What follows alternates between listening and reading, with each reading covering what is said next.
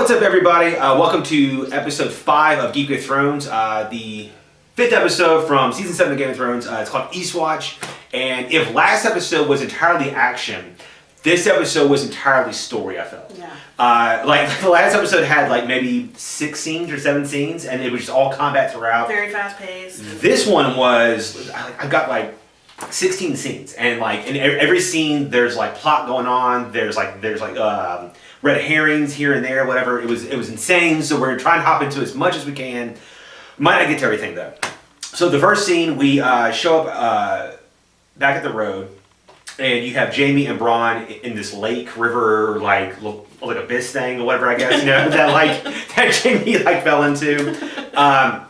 What was most fun here, I thought, was Bronn being Bronn, which is just like he's just like, look, man, there's dragons, I'm done. I'm out. If it's soldiers, okay, cool, but like once these guys start shooting fire at me, you really can't pay me enough. I quit. Yeah. Awesome there. Their scene I think was really notable.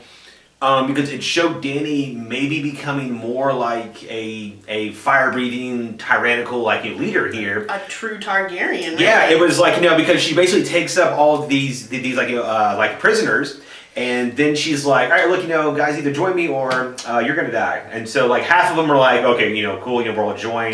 And then the dragon roars. They're like, okay, all of us will join. And then the Tarleys being Tarleys, they're very honor bound, very just moral code, stubborn. Well, this is my queen. I'll die right here, whatever. And then so for whatever reason, Randall and his son Dickon both decided to just get burned alive there, which I guess means that Sam is the next head in line here for breaking Tarley. Yeah, I think especially with some things that we saw later in the episode.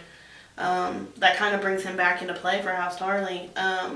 But I thought, to me, what was really interesting about this scene was Tyrion kind of coming to her, being her hand, trying to give her counsel and tell her, hey, why don't we send them to the Watch or put them in a dungeon or something? We don't need to kill them. We don't need to kill off these major houses.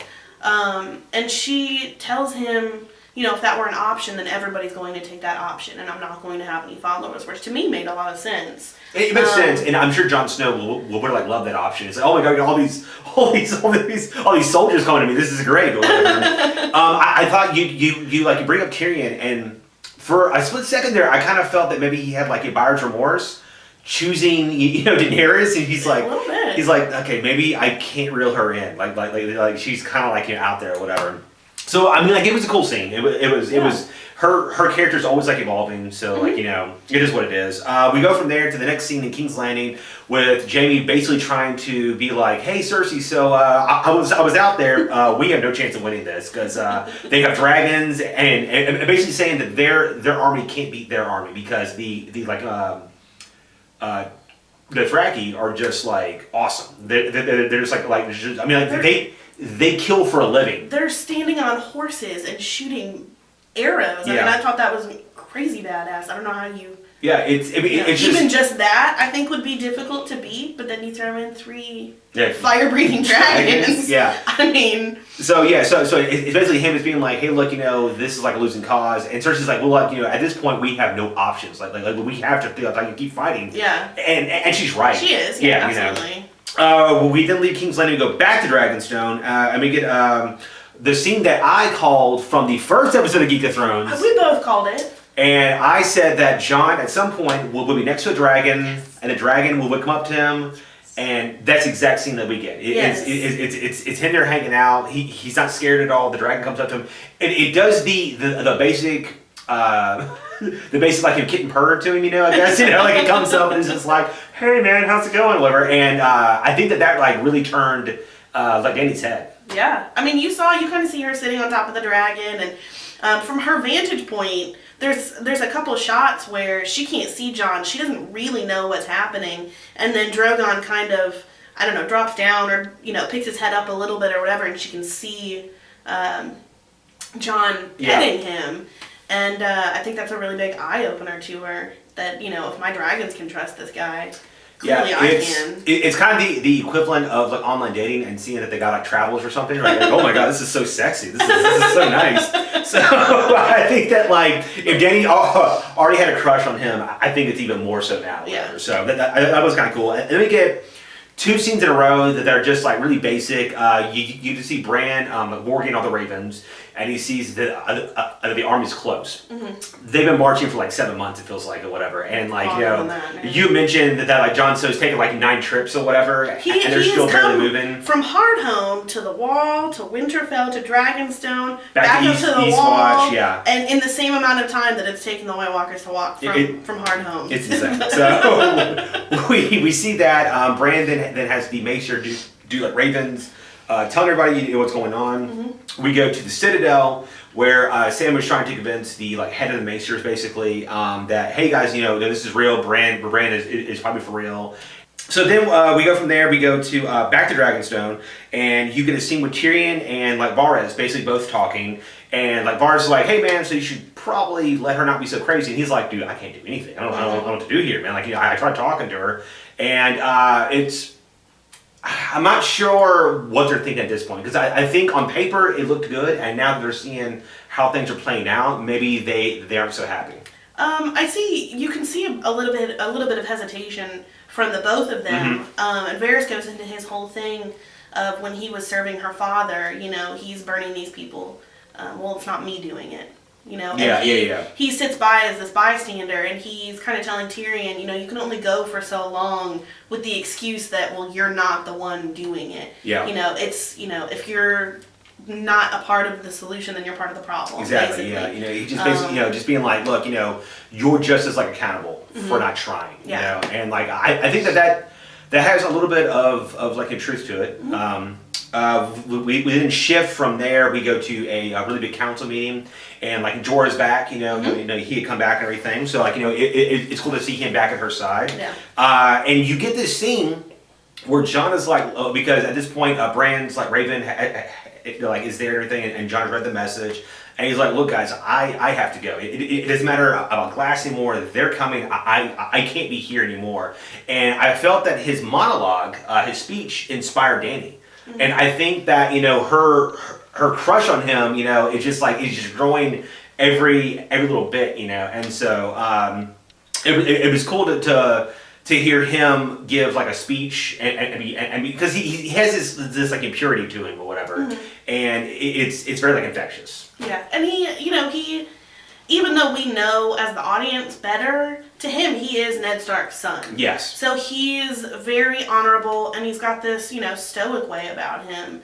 For him to speak up and kind of give this moving call to arms, something that's getting Dany interested even, I think was really interesting. Yeah, well, I mean, because like Dany's throughout her history, all the men that she's met, they've always had like ulterior motives, mm-hmm. and Jon says what he means. At no point is he lying to her, is he hiding things. Mm-hmm. He's not trying to get the better of her. He's just like, look, man, this is what's going on. I have all like in the north. There's these zombies coming. My people are scared. I need your help. This is what's up. He just puts it all out there. And so I think at first she was thinking, he has to like play here or something. And now I think she's like, she's like fully like Team Jon Snow now, whatever. Yeah. So it's pretty cool. From there we go back to Winterfell, and we get a scene with Sansa and Arya, and there's some threads being pulled there where Arya, who while she is a great fighter, she doesn't know what it takes to be like a great leader. And Sansa's like, look, while you're off like in training and killing people, I've been here learning things. Mm-hmm. This is how things are done. And Arya kind of feels that Sansa's not Team Jon Snow, and then she's trying to take love like a part there maybe. And Arya might be right to a certain extent, maybe, who knows, but I think it's also Arya's like her level of like brashness, and like if she see things in like black and white, basically. The House of Black and White? Yeah, you're right. From there, we go back to King's Landing, and Davos takes Tyrion basically to come meet with like Jaime. Mm-hmm. And so we get a little scene with Tyrion trying to explain to Jaime like, hey, there's actual White Walkers coming. We need to like hold off on this, and then like maybe in the future we can like work something out here. Yeah. Cool. I thought that was really, really great. To have that nice little brother reunion where Tyrion, you can see how much it's really killing him to not be on the same side as his brother. Jamie, who he says, last time I told Bronn the next time I would see you that I was going to cut you in half. But for him to see that struggle between, we're on opposite sides, but we're brothers and we love each other, and I thought that was kind of a cool moment just to see that. And then while all this is going on, Davos, the Seaworth, goes to Flea Bottom because apparently there's not enough likely characters on their side. So Davos goes and finds Gendry, and he's hanging out. He's just ready to go, man. He finally stopped rowing. He's got his bag packed, ready to go. I love that Davos also brings up him rowing or whatever. It's great because I think at this point it's like an inside joke, because the little kid's been rowing forever. It's been 4 seasons, right? Oh wow! It was season 3 when we last saw him, and I love that. Yeah, he's got a haircut now. He looks good, and that rowing in his arm's good. But he's, like you said, he was ready to go. He's got his warhammer ready. He had a bag packed already, and he said he knew this day was coming. Something bigger was coming. So. And then we get a split second of him being kind of like a badass there, or whatever. Nice. And actually, just in general, I think that the Baratheons were probably the best soldiers. They're very brash, very just strong of heart, and so I think that his character, he breathes all that. Like his first moment meeting Jon and Davos has been like, hey, look, don't tell Jon anything. And he just comes up and just like, hey man, this is what's up, bro. My name's Gendry. My dad was Rob Baratheon. I'm here to help, bro. Let's go, whatever. You have a pinky swear. And and it's like that. Plus, I like that his weapon of choice is his big warhammer. Which nobody else is currently having. So there's axes and swords, but nobody else has that. So correct me if I'm wrong. Was that not Robert Baratheon's weapon of choice? Ooh, maybe. Yeah, that sounds right. Back when he fought Rhaegar Targaryen at the Trident, it was a big thing with his warhammer. Yes, that's true. And they say that he hit Rhaegar Targaryen so hard that the jewels fell out of his armor. Yes. And they're still in the Trident. Fair enough. I was talking more about characters currently going on. Well, of course. I know. I noticed that was a little callback. Very cool. That was really neat. So then, after the Flea Bottom incident, we go back to King's Landing, because this is just going back and forth. We get seen with Jaime and Cersei, and Cersei's like, hey, so I know you've been hiding things from me, because she's always crazy, whatever, and even though Jaime's not doing anything illicit or evil, she's just like, hey man, don't you ever cross me again, bro. It's insane. She's pregnant though, and this is a pretty big moment because is she though? Is my question. She is crazy, so who knows? So what's currently on paper is that she's pregnant. Jamie's super excited because all their kids are dead at this point because of her craziness. Yeah, her craziness. But he even says the people won't accept this. You're not married. This is weird that you're pregnant all of a sudden. And she's like, I don't care. You're not married, and we're brother and sister. Nobody's going to be super excited about that. It's just the whole fact that she's just on team I don't give a fuck anymore. Gives no fuck. It is insane.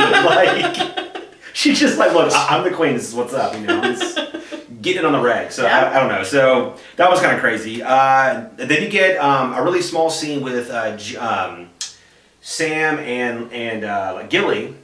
And you get this moment of Gilly making quick mention of there was a ceremony with Rhaegar and somebody else, and we're all expecting it to be Lyanna. This High Septon Maynard, he recorded everything. He even recorded his own bowel movements.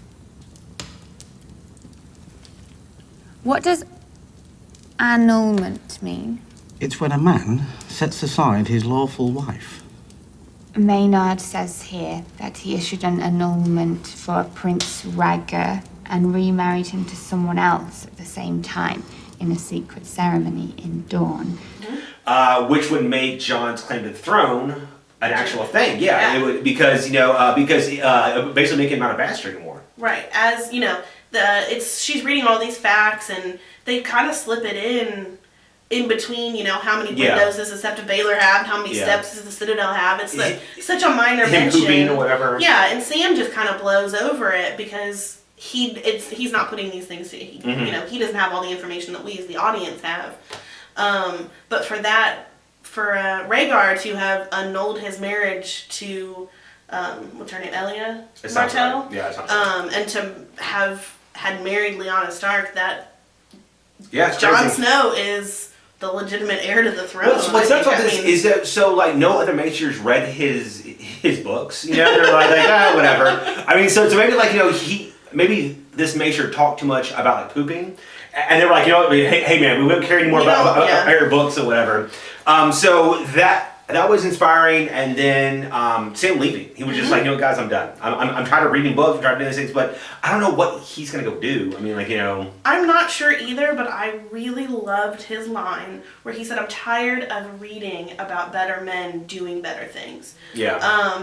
Where, you know, this whole series, Sam has kind of been a wuss. I mean, he's had some moments of bravery, but he's the sidekick. He's not the great hero, and he doesn't want to be. I mean, that's why he left his family, because he wasn't this great hero.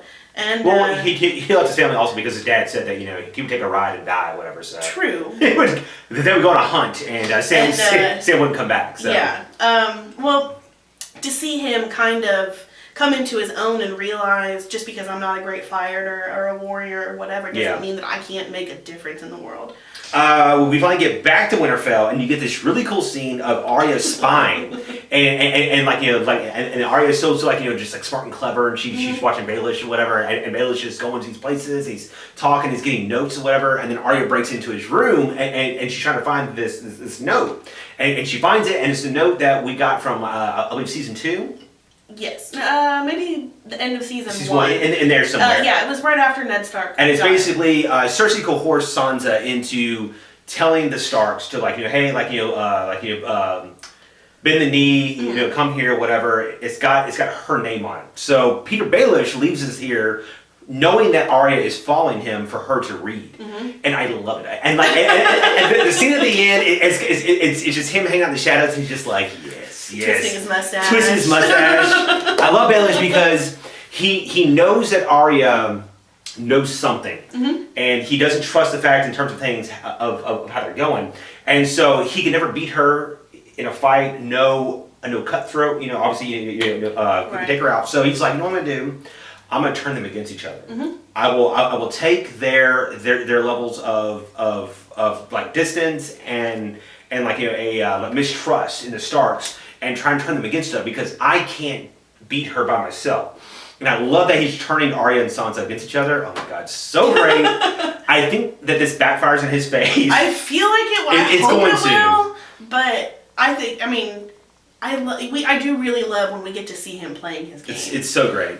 You know, he's been working on Sansa for years now. Yeah. And he's trying, and with, you know, all of these family reunions coming in, and he knows that if all of the Starks are reunited again, and they're, you know, Jon comes back and everybody's here, he doesn't stand a chance of accomplishing what he wants. His claim is gone at that point. So. And it's like, I feel that, you know, he's playing chess, and he's gotten to a point where he has to like put himself at a vulnerable state. You know, like he's put his queen out there basically in hopes that like it'll put them in a certain spot that allows him to actually win. Yeah. And I think that this will backfire on him eventually.